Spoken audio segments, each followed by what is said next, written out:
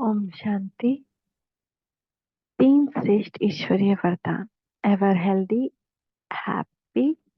Ever healthy wealthy happy बनाने का वरदान देने वाले वरदाता, रूहानी नजर से निहाल करने वाले रूहानी पिता, रंग से राजा बनाने वाले परम शिक्षक और सूली को कांटा बनाने वाले सदगुरु शिव बाबा बोले, आज अति पुराने सुनने बच्चे अपने निजी स्थान व अपने साकार स्वीट होम मधुवन स्वर्गाश्रम में मिलन का जन्म सिद्ध अधिकार प्राप्त कर हर्षित हो रहे हैं। ऐसी हर्षित आत्माओं को देख बाप दादा भी हर आत्मा की प्राप्ति व तकदीर को देख हर्षित हो रहे हैं। जैसे बच्चों को बाप द्वारा वर्षा प्राप्त होते हर्ष होता है अर्थात खुशी होती है, वैसे ही बाप दादा को भी लास्ट सो फास्ट पुरुषार्थियों को तीव्र पुरुषार्थ की लगन में मगन देख हर्ष होता है। हम लास्ट आए लेकिन फास्ट पुरुषार्थ कर तीव्र पुरुषार्थ कर रहे हैं ना, तो बाबा बहुत खुश होता है। फास्ट पुरुषार्थ करने वालों की सूरत और सीरत बाप समान सदा रूहानी नजर आती। सिवाय रूहानियत के अन्य कोई भी संकल्प व स्मृति नहीं रहती।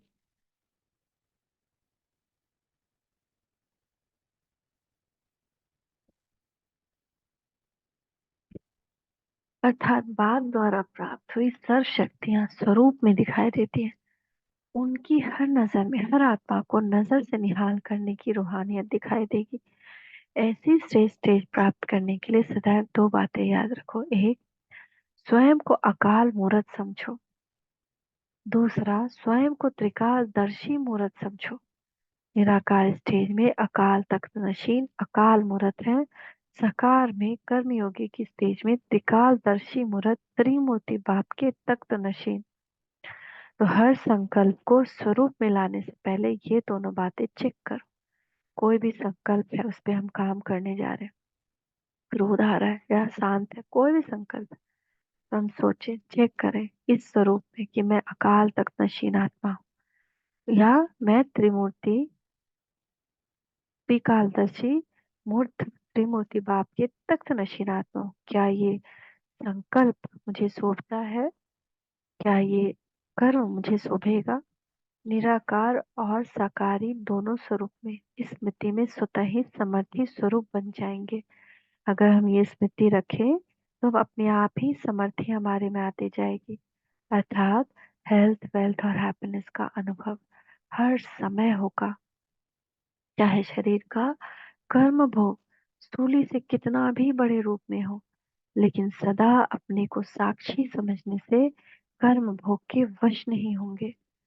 चाहे बीमारी हो, शरीर का कर्म भोग बहुत बड़ा कोई पेन आ गया, बहुत दर्द में है, लेकिन अगर साक्षी हो जाएंगे कि मैं अकाल तख्त नशीन आत्मा हूँ, त्रिकालदर्शी मूर्त त्रिमूर्ति बाप की तख्त नशीन आत्मा हूँ, जब ये हमारी पहले से प्रैक्टिस होगी तो उस वक्त कर्म भोग के हम वश नहीं आएंगे, चित्कार में नहीं आएंगे, आहा ओहो ऐसे आवाज नहीं आएगी।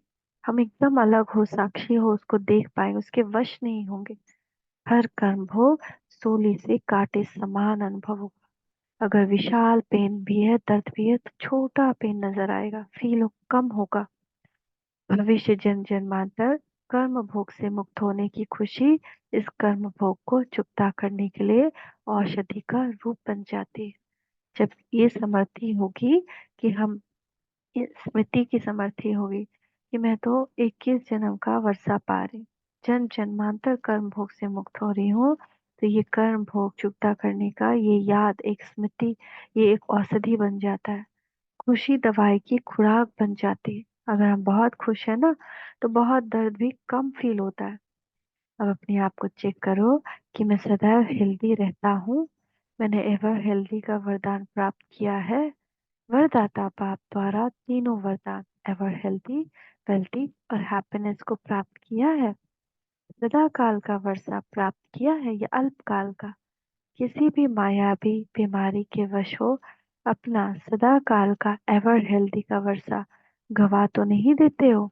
मैं किसी भी माया की बीमारी के वश हो गए, कोई परिस्थिति की माया आए, कोई बीमारी की माया आए, कैसे भी माया आए, कहीं उसके वश होकर हम अपना एवर हेल्दी का वर्षा गवा तो नहीं देते हैं? बाप द्वारा एवर हेल्थी अर्थात सर्व शक्तियों के खजानों से संपन्न वरदान को प्राप्त किया है। सर्व खजानों के मालिक अनुभव करते हो। मेन बात अनुभव का है। जितना हम हर एक गुण को, हर शक्ति को अनुभव करते हैं, यूज करते हैं, उसके अनुभवी मूर्त बनते जाते हैं। एक गुण को जैसे ले लिया, आज मैं हर्षित मुक्ता का गुण यूज करूंगी। कैसी भी परिस्थिति है मैं हर्षित मुख हूँ।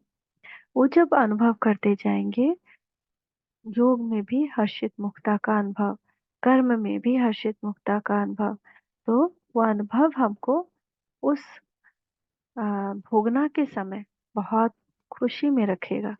अर्थात अप्राप्ति कोई भी वस्तु नहीं, देवताओं के खजाने में।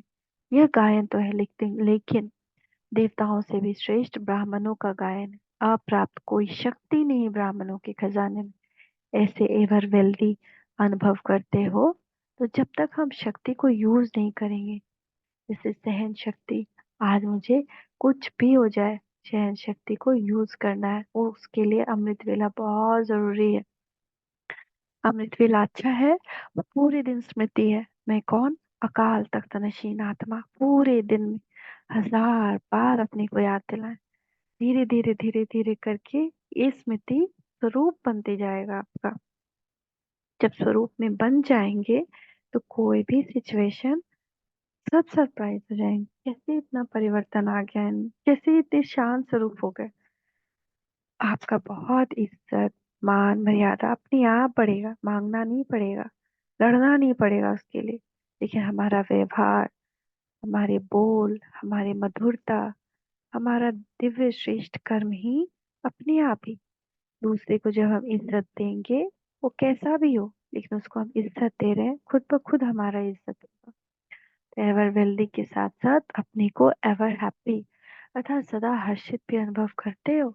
अगर कोई भी प्रकृति व माया के आकर्षण नहीं है तो सदा हर्षित रहेंगे। माया का कोई भी आकर्षण होगा तो हर्षित नहीं रह पाएंगे। ऐसे सदा हर्षित का सदा एक ही संकल्प स्मृति में रहता है। पाना था सो पा लिया, पाने के लिए अब कुछ नहीं रहा। क्या पाना है? अपने आप को बार बार याद दिलाना। ना किसी की मान चाहिए, मर्यादा, ना पैसा, ना धन, न दौलत, कुछ नहीं चाहिए। मैं तो संतुष्ट आत्मा हूँ। जो पाना था पा लिया, अब कुछ भी नहीं रहा। भगवान बाप मिल गया है। ऐसे संकल्प में स्थित रहने वाले के लिए अर्थात एवर हैप्पी रहने वाले की निशानी क्या होगी? सदा हर्षित रहने वाला मन, वाणी, कर्म से सर्व आत्माओं को सदा खुशी का दान देता रहेगा। अगर कोई हम पे क्रोध किया, लेकिन हमने क्रोध नहीं किया, हम चुपचाप उसको दुआएं देते रहे अंदर में, और कुछ नहीं भी किया तो भगवान को याद करते रहे, तो क्या होगा? उसका भी एक विकर्म विनाश हो गया। उसको भी पाप नहीं चढ़ा। तो भले वो मुख से कुछ ना बोले, उसकी अंतरात्मा आपको दुआ देगी। किसी भी आत्मा के प्रति बाप समान दुख हरता, सुख करता, तो आप क्या बन गए? बाप समान दुख हरता, सुख करता बन गए। सदा बेगमपुर का बादशाह अनुभव करेगा। बादशाह अर्थात दाता। तो आप ऐसे दाता का अनुभव करें कि मैं भी भगवान की तरह दाता बन रही हूँ। तो ऐसे हर्षित मुख रहने वाली आत्मा के हर संकल्प के वाइब्रेशंस द्वारा, 1 सेकेंड की रूहानी नजर द्वारा, 1 सेकेंड के संपर्क द्वारा, मुख के बोल द्वारा दुखी व गम में रहने वाली आत्मा अपने को सुखी व खुशी का अनुभव करेगी। उसका कर्तव्य होगा सुख देना और सुख लेना। सुख देना तो समझ गए, सुख लेना माना कोई दुख दे लेकिन हमको लेना नहीं है, सुख ही लेना है, दुख नहीं लेना। तो दुख देना और दुख लेना दोनों क्या है? पाप है। जैसे प्रजा अपने योग्य राजा को देख खुश होते हैं, ऐसे एवर हेल्दी, एवर वेल्थी और हैप्पी आत्मा को देख कैसी भी दुखी आत्मा सुख का अनुभव करेगी। मुख से चाहे बोले ना बोले, लेकिन अंदर सुख का अनुभव करेगी। सभी आत्माएं बहुत दुखी, बहुत कमजोर है। कमजोर आत्मा ही क्रोध करती है, कमजोर आत्मा ही अति बोल में जाती है, कमजोर आत्मा ही पत्थर फेंकती है। अगर जो आत्मा शक्तिशाली है तो वो खुश रहती है। तो अप्राप्त आत्मा दाता को देख प्राप्ति की खुशी में झूमने लगेगी। तो ऐसे अपने आप को अनुभव करते हो, ऐसा अनुभव कराना है। देने वाले दाता के बच्चे, बाप समान दाता हो या भक्त के समान लेने वाले हो, या लेना और देना साथ साथ चलता है। लेना ही देने के लिए खजाने हैं, बांटने के लिए और विश्व कल्याण के लिए। हर सेकंड लेने के साथ देने वाले दाता भी बनो, तभी विश्व कल्याणकारी कहला सकेंगे। अपना लेने और देने का पोतामेल चेक करो। जितना लेना है उतना लेते हैं, और लेने के साथ जितना देना है उतना ही देते हैं। लेना और देना साथ साथ और समान है। सुख दिया, सुख लिया, दुख नहीं लिया। ऐसे विश्व कल्याणी ही विश्व महाराजन बन सकते हैं। है ना इजी? समझा? ऐसे महादानी सर्व प्राप्तियों द्वारा सर्व आत्माओं को संपन्न बनाने वाले, भिखारी को अधिकारी बनाने वाले, निर्बल आत्माओं को शक्तिशाली बनाने वाले, एवर हेल्दी वेल्दी और हैप्पी आत्माओं को व सर्वश्रेष्ठ आत्माओं को बाप दादा का याद प्यार और नमस्ते। आप कौन है? महादानी सर्व प्राप्तियों से संपन्न आत्माएं हैं आप भिखारी को अधिकारी बनाने वाली आत्माएं हैं। आप निर्बल आत्माओं को शक्तिशाली बनाने वाली आत्माएं हैं। आप एवर हेल्दी वेल्दी और हैप्पी आत्माएं हैं। आप सर्वश्रेष्ठ आत्माएं जिनको बाप दादा स्वयं भगवान याद प्यार और नमस्ते कह रहे हैं। जब उनकी इज्जत आपको इतनी प्राप्त हो रही है, तो और किसी से क्यों कुछ चाहिए? पाना था सो पा लिया। हम आत्माओं का भी मीठे मीठे बाप दादा को याद प्यार और गुड मॉर्निंग। नमस्ते बाबा, नमस्ते। शुक्रिया बाबा, शुक्रिया। ओम शांति, ओम शांति, ओम शांति।